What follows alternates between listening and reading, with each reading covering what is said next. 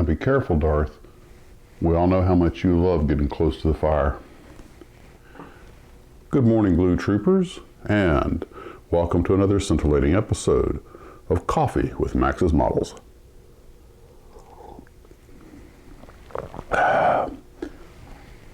One thing I want to kick off with this morning was made a little boo-boo yesterday.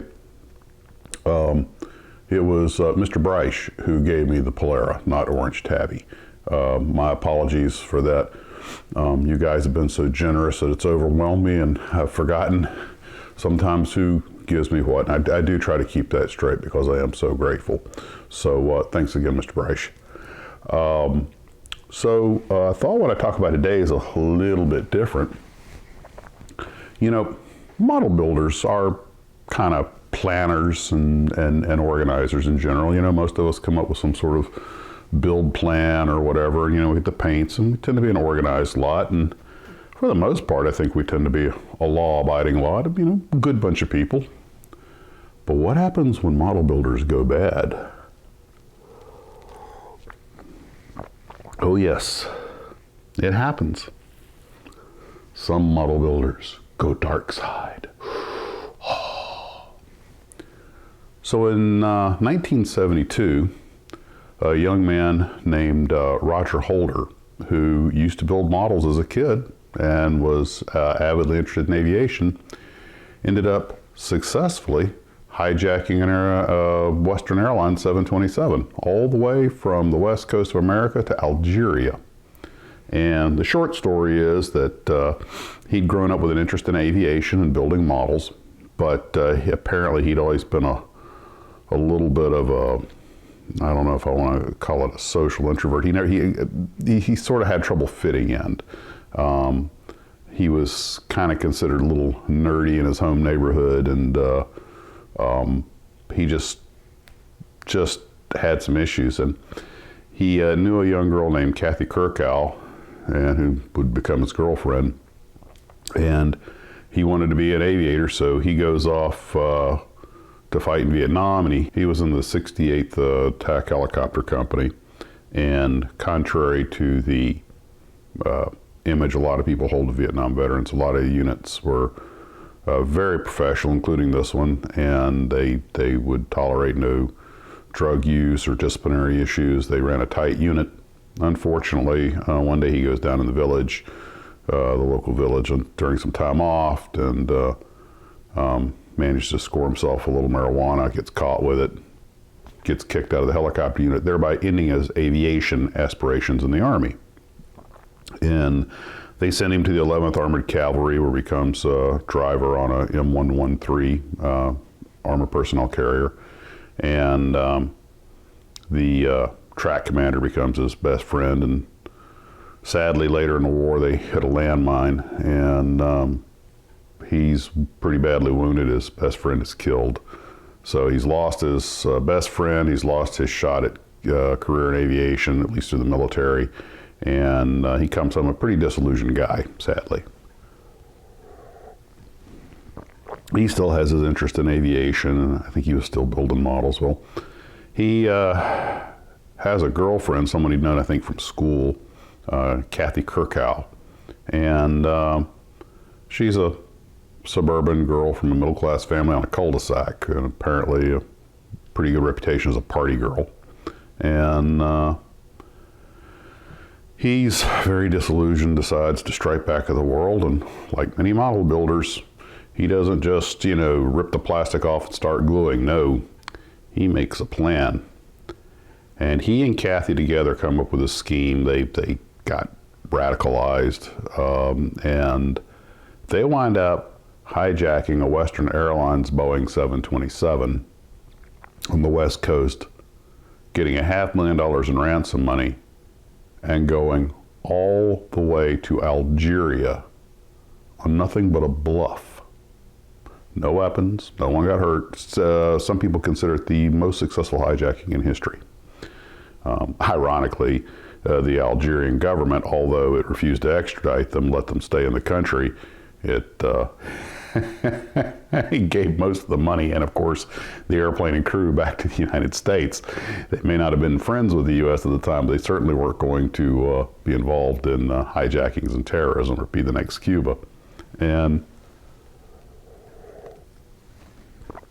so he successfully, and his girlfriend successfully hijacked this plane all the way to Algeria, only to wind up pretty much empty-handed. And of course, they're told they could stay.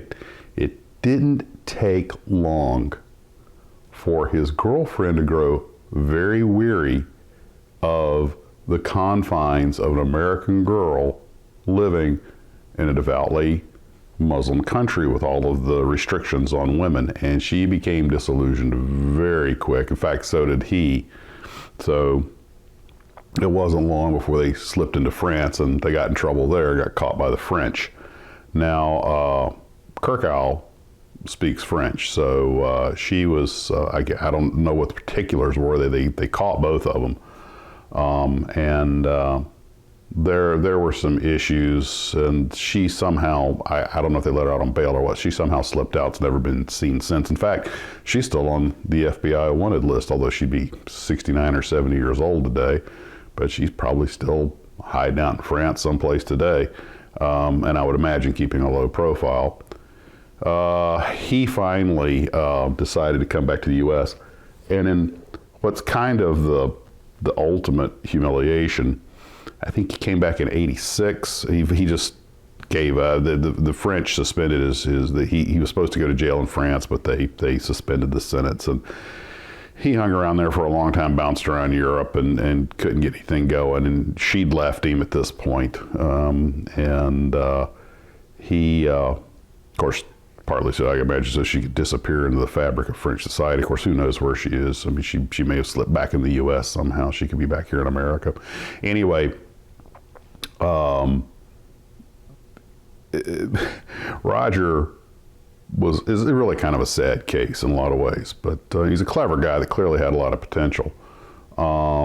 He just went dark side.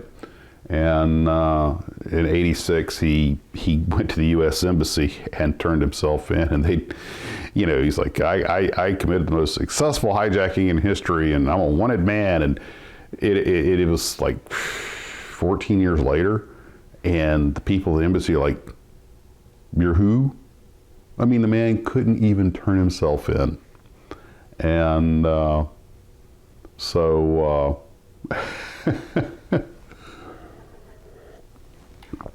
think the embassy staff were like, you're a wanted man, huh? Yeah, okay, well, come back tomorrow. But in the meantime, they'd done their research and realized he did have a warrant. And then there was a question whether or not the Americans even wanted to extradite him. He was like, hey, is he really worth it? Because now, after things like Munich and stuff, there were bigger fish to fry. But they were like, nope. Air piracy is air piracy. And he came back to America, was taken into custody, did some time in prison, and then was released. And poor fellow did not lead a happy life, and he wound up passing away early of natural causes, I think just being depressed. But it just goes to show you a couple of things. One, when model builders go bad, they do it with style. And two, don't go bad. You guys are very smart and very capable, and I don't want to see anything on the news report about you inventing a new super weapon or conquering a small island nation or anything like that, because that's the kind of thing we would do if we went dark side, wouldn't we? Wouldn't we? In fact, the 727 that they had hijacked did not have the range to make it across the Atlantic, so they had to do a plane swap. And they did it at night because they were worried about police snipers. Of course, this is 1972, before the police really knew how to deal with air piracy. And they pulled it off, and I think they got into a 707, I believe it was, that then took them across the Atlantic. So there would be an interesting thing to make. You get a 707 and a 727 model, and you build them, and you put them in Western Airlines markings, and you have a little crowd of people going from one to the other with people crowded around, and you stage it on the ramp at night, and you label it When Model Builders Go Bad.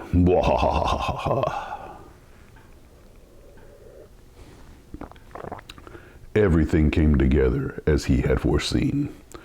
Right up until the Algerian government gave the money back and left him pretty much high and dry, and his girlfriend.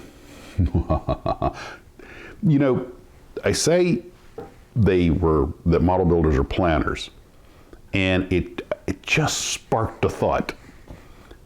We are planners up to a point. He planned every detail of what he did, and he pulled it off because of careful planning and a good, strong bluff. But did he think about what was going to happen after he delivered the money to Algeria? And I don't think he expected him to give the money back most of the money back to America, send the crew home in their airplane, basically leaving him with nothing.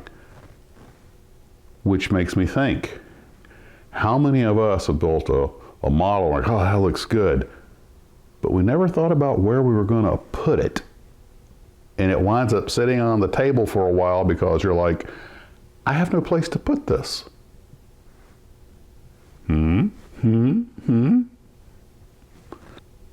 So, model builders are planners, up to a point.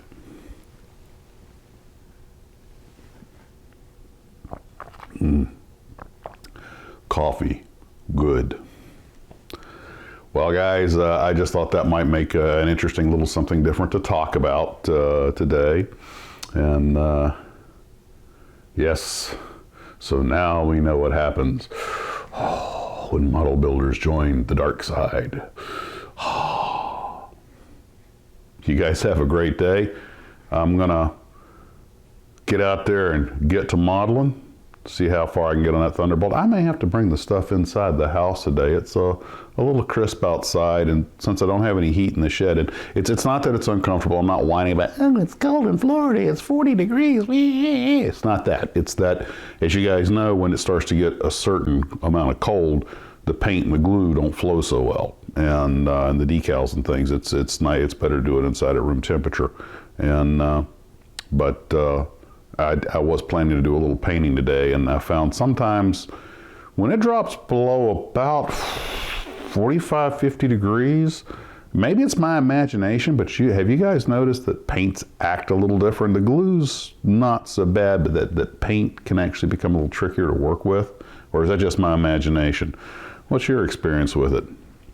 Well, guys, you have a great day, and we will see you later. Model on.